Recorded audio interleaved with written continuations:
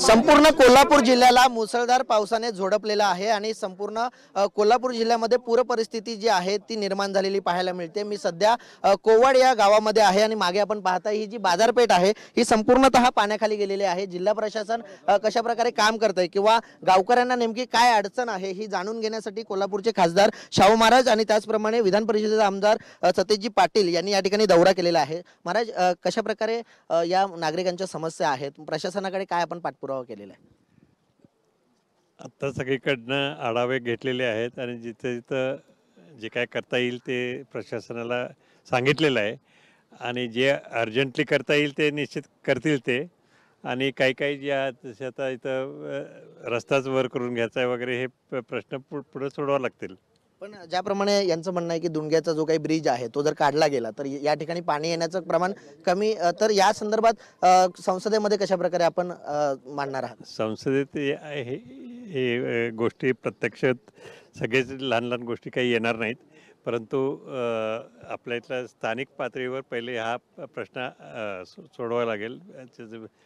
इंजिनियर्सकडनं पूर्ण माहिती वगैरे घेऊन जिल्हाधिकारी साहेबांच्या माध्यमातून इथले सगळे नेते मंडळींच्या विचाराने याचा प्रस्ताव तयार करावा लागेल। राज्य शासनाकडे कशा प्रकारे पाठपुरावा असणार आहे? कारण आता कोल्हापूर जिल्ह्याचं जे काही पाणी आहे त्यात निचरा व्हायला लागलेला आहे, मात्र कोल्हापूर महानगरपालिका त्याकडे दुर्लक्ष करते। म्हणजे या ठिकाणी पाणी निचरा होतं तिथे कचऱ्याचं साम्राज्य मोठ्या प्रमाणात आहे, दुर्गंधी मोठ्या प्रमाणात आहे।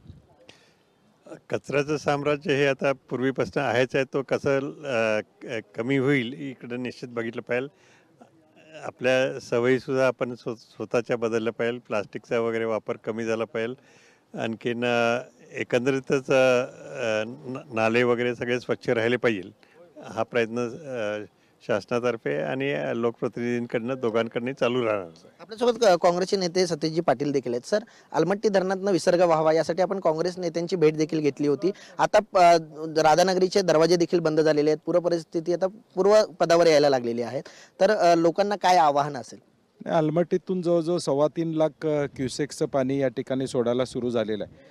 त्याचबरोबर हिडकल डॅम याचाही परिणाम आमच्या गडिंग्लज आणि या सगळ्या परिसरावर होतो, तिथलंही पाणी सोडायचं काम कर्नाटकचं प्रशासन करते आणि मला वाटतं समन्वयानं या दोन्ही राज्याचा समन्वय चांगला असल्यामुळं जी पुराची विदारक परिस्थिती होती ती थोडी कमी व्हायला मदत निश्चितपणे झालेली आहे। राज्य शासनाने यावेळेस व्यवस्थित लक्ष दिलेलं आहे का? कारण तिसरी वेळ आहे कोल्हापूरवरती या ठिकाणी असं पाण्याचं प्रकरण येणं किंवा पूर येणं, नागरिकांचा संपर्क तुटणं। नाही, मला वाटतं 19चं SOP आहे, 21चं SOP आहे, परंतु यावेळी सुद्धा काही अजून GR स्टँडिंग आहे। 2023चं GR आहे अनुदान देण्याचं, सानुग्रह अनुदान। मला वाटत नाही इथं सानुग्रह अनुदान ज्यांच्या घरात पाणी गेले तिथे पोचले का नाही मला माहीत नाही, का पोचले नाही, म्हणजे ताबडतोब पहिले 5,000 रुपये द्यावेत अशी अपेक्षा आहे।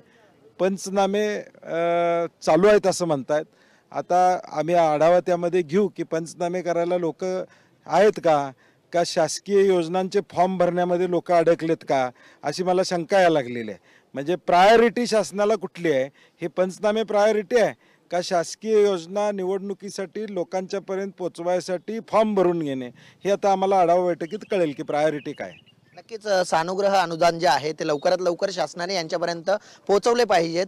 शासन नेमकं कशात व्यस्त आहे हे देखील समजलं पाहिजे, अशा प्रकारची प्रतिक्रिया जी आहे ती आमदार बंटी पाटील आणि खासदार शाहू महाराज यांनी व्यक्त केलेली आहे। व्हिडिओ जर्नलिस्ट नित्यानंद नाईकसह कुणाल बोईटे, जय महाराष्ट्र न्यूज, कोवाड, कोल्हापूर। शाहू महाराजांकडून पूरस्थितीची पाहणी करण्यात आली आहे, त्याचबरोबर सतेज पाटील हे देखील त्या ठिकाणी उपस्थित होते। या दोघांनीही कोल्हापुरातल्या पूरस्थितीची पाहणी केली।